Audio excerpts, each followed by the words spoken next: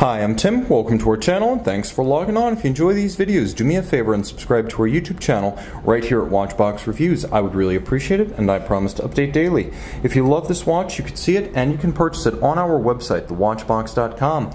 And today we're discussing the Generation 3 Vacheron Constantin Overseas Chronograph. This particular inverse panda dial was released in 2018, updating what might be the most deeply invested, technically advanced, and detail refined of the big three, or I should say holy trinity, steel sports watches. There's simply a lot more going on here than there is in a Royal Oak or Nautilus chronograph. The timepiece is 42.5 millimeters in stainless steel, and you can see on my 16 centimeter circumference wrist, it retains the cushion profile of the famed 222 sports watch that inspired every generation of the Overseas. The timepiece fits and wears easily on a 16 centimeter circumference wrist. It is not thick at 13.7 millimeters thick, though it is slightly broad across the wrist with the bracelet. There are two ways to measure this watch across the wrist.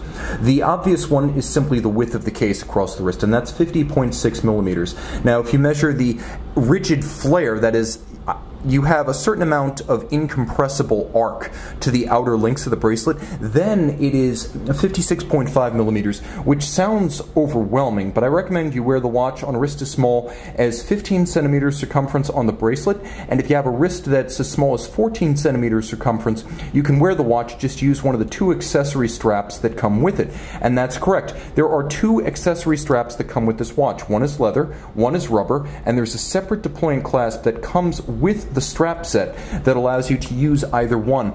The bracelet that's fitted is the third option. Now, the bracelet is an incredible piece of finishing and engineering. Let's talk about the finish first. You can see that there's a lovely hairline bevel that expands from the edge of the lug hood and runs all the way down the shoulder, handsomely black polished on the flank, satin finished on the top, and you can see in between the links, the inner faces have been high polished.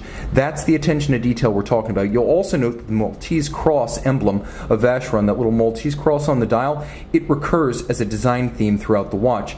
Every single link of the bracelet, and that on both sides, every single link is removable for precise sizing, so you will get a precise fit. All the more so because there are two micro adjustment systems built in. So you can see how I'm able to pull out or push in the equivalent of 1 millimeter on each side of the clasp. I have that same micro adjustment mechanism. The clasp features what else but the Maltese cross on its exterior and twin trigger release, so it's quite secure when closed. It's fully finished to high polish inside. Jumping back to the case construction is relatively simple compared to something like a Nautilus or a Royal Oak, and I'm going to say that it's slightly below the standard of finish you would find on a Nautilus or a Royal Oak, which isn't to say it's hand finished, just that it's a less sophisticated assembly. You have a block mid case that features satin on its top, and it is hand finished with a gorgeous expanding and then slimming bevel,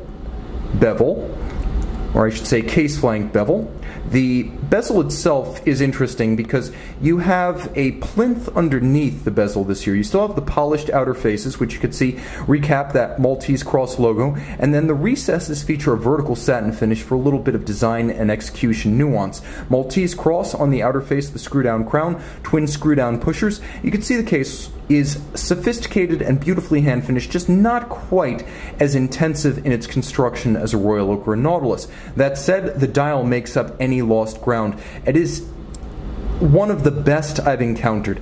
Now, the dial is a little bit difficult to decipher online, where it looks like it might be a galvanized or matte black. It is actually a rich, deep, glossy, and flawless black lacquer. There is a metallic black chapter ring outboard. It's a flange that allows you to read seconds and fractions of second. You have the lacquer finish of the dial, white gold and polished applique indices, white gold hands, and then you have sunken and snailed silver sub-registers, and the edge of each one, though you can't quite see it from this angle on the camera, but the inner edge of each one of those sub-registers is mirror polished. As good as it gets, as good as Patek, as good as AP, and if Lange ever does a sports watch, this will be as good as their efforts.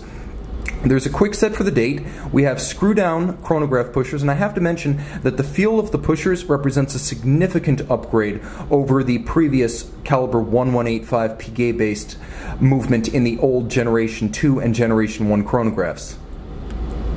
Hear it.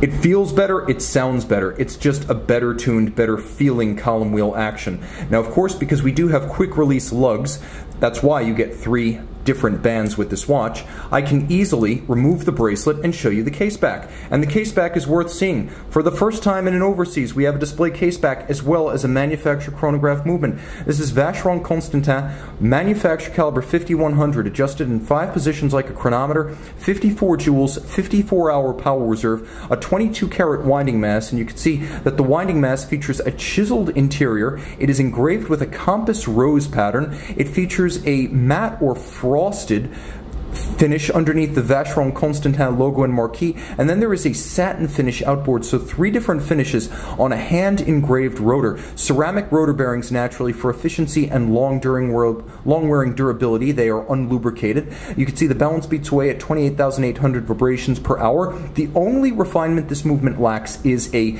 stop seconds function, but every other function and refinement it has, including Geneva hallmark finish. Now, it is 150 meters water resistant. You can see the Geneva hallmark movement features the Maltese cross on the cap center of the column wheel. I told you it's everywhere. So the Geneva hallmark is also a full watch standard since 2012, which is why you see it on the exterior of the case as well. 150 meters water resistant. There is a paramagnetic ring around the exterior of the movement that also gives it 25,000 ampere per meter anti-magnetism. Linear Cote de Genève, freehand engraving on the rotor and chiseling on the rotor, black polish on the cap of the regulator and every screw head with chamfered slots and mirrored anglage on the edge of the bridges, engine turned perlage on the base plate, all of the finest standards of Geneva hallmark finish present and correct. You can see this overseas chronograph and make it yours on the Watchbox. Overseas chronograph with vertical clutch and column wheel by Knight.